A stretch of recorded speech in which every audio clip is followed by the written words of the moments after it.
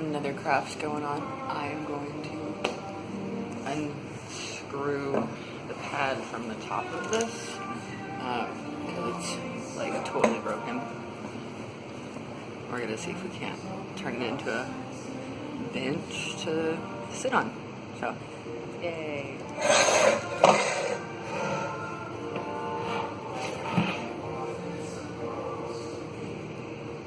Easy enough, I think. Actually measured it, and we are keeping it in the like proper bench measurements. It is a foot across, 4 feet. Well, it's a foot, 12 inches this way, and then 4 feet this way, and then it is 2 inches widthwise, or depth, whichever you want to call it. We actually had to get a much longer one, and they cut it into 3 different pieces, so we have 2 more inside, and then just unscrewed the broken mat, showed that, and now we're just staining it. It's drying. We still have the under side to stain, but it is not screwed on, so after we stain it, we're gonna need to screw the holes. But here is the stain we found, and it's, I don't know if that's focusing, but it is ebony, and it's pretty dark. Just using it, putting it on with a regular sponge brush, using a rag to wipe off any excess, and some gloves because I am a messy person, but this is how it's going. So next will be, after this gets stained, while we're drilling the holes, we're going to be fixing this stuff because it's on a pad right now, but it is wobbly, and these guys pop off pretty easily, so we're going to hot glue them on, spray paint some, and then see how it looks after that. And if it's good, we'll leave it, and it'll become a sitting place in our home. Oh, and that is our new one that I should probably talk about eventually, along with our new incline bench with leg developer. Okay, so we're gonna finish staining the bench, basically. And yeah, so we got 2 new benches. We just decided to like update our entire house. And one of the first things was, since we spent a lot of time in the gym, was that, well, one of the first 2 things we got was a new couch and a bed frame, because we've never had one before. So we got those 2 things, and then we decided to update the gym because, I mean, you guys have seen the bench that we used to have. Absolutely horrible, wobbly. It was broken on both ends. So if you're trying to bench off of that, it can get pretty hard. It really only had a pretty short, or a pretty like limited weight limit. And so, I mean, it was fine for me, but Matt, he's about 200 on average. He's about 200 pounds on average. So, and I don't know what he's benching now, but it's pretty high up there, and it was definitely more than the old bench could handle.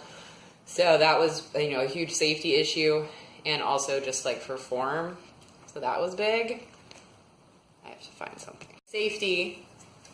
So like, it's a safety issue because you don't want to be benching and then it breaks underneath you when you're like in the middle of a rep, because that's bad. And then form, because if you don't have a solid base to like put your shoulders on or anything, then your form is going to be all off, and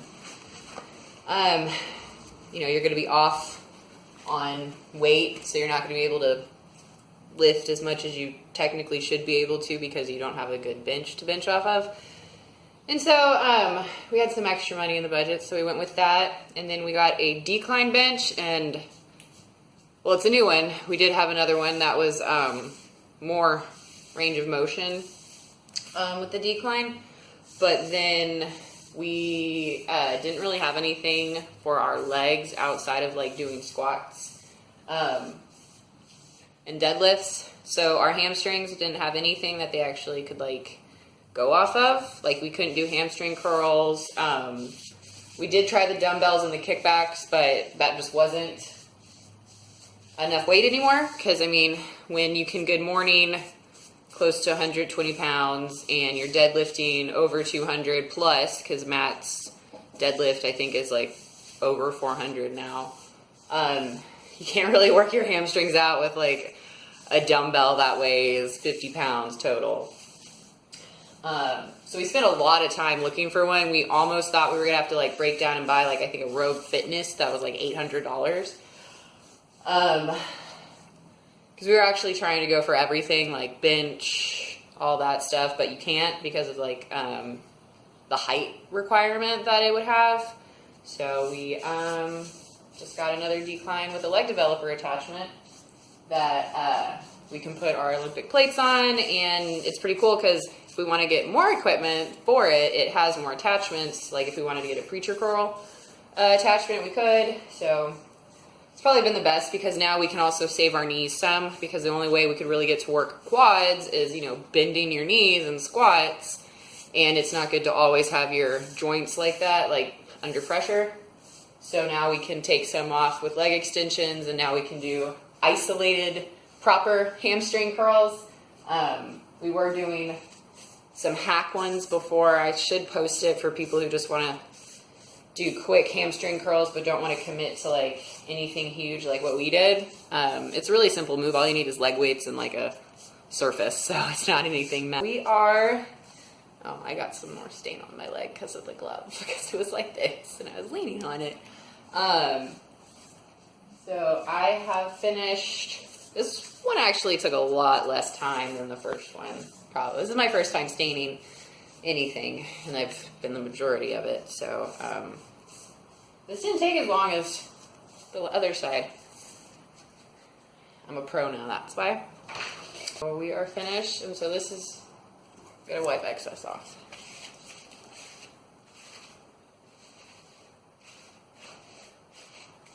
So the one the side I just stained is actually going to be the side that sits up. It looks pretty good. So that's going to dry overnight. The whole thing is going to dry overnight, and then we're going to do the screws and spray paint the legs, and it'll be finished. I'll probably link both of them. We ended up spending way less than we thought. And that's what taking time and price checking and really looking at what you need is important. Because now these are going to last us for a while. And so, in all honesty, we were thinking about it. We were like, man, we should just bought these like straight off the bat. But we didn't know we were going to get so serious. So here we are. So I'm going to go wash up, and we'll see how this turns out. Now we center this thing and draw on it. Move the bucket.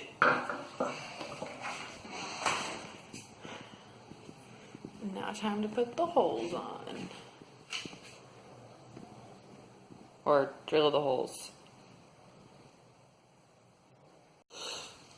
Head is too small, which I anticipated. Yeah. And so I got this big ass washer that's gonna go like that, and then this standard wood screw with the big head on it, and then so it's gonna go like that. So we just need to measure and center the legs on it before we Actually do it. pencil. Yeah.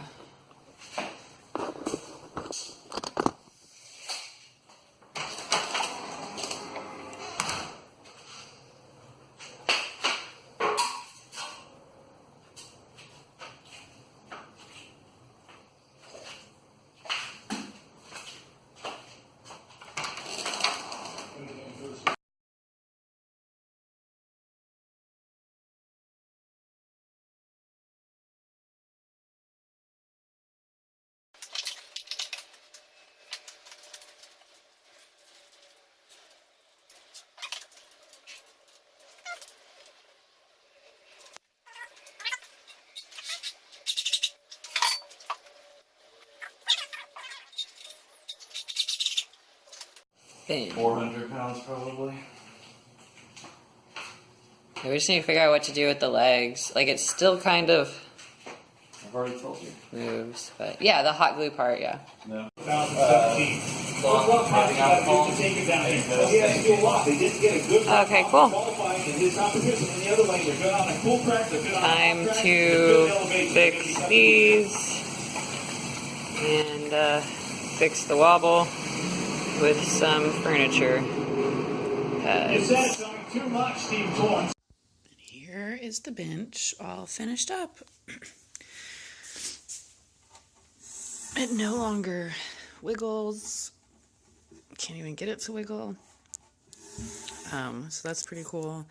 It's been a nice bench. It sits behind our couch currently, and anyone can sit on it, obviously.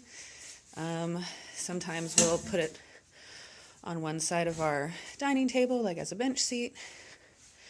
But yeah, considering that it was a super old weight bench, it just kind of looks like a wooden bench that we bought or randomly found one day. So, moral of the story, don't throw away your old weight benches if they're broken. Just upcycle them for cheap, and then you get a really nice bench.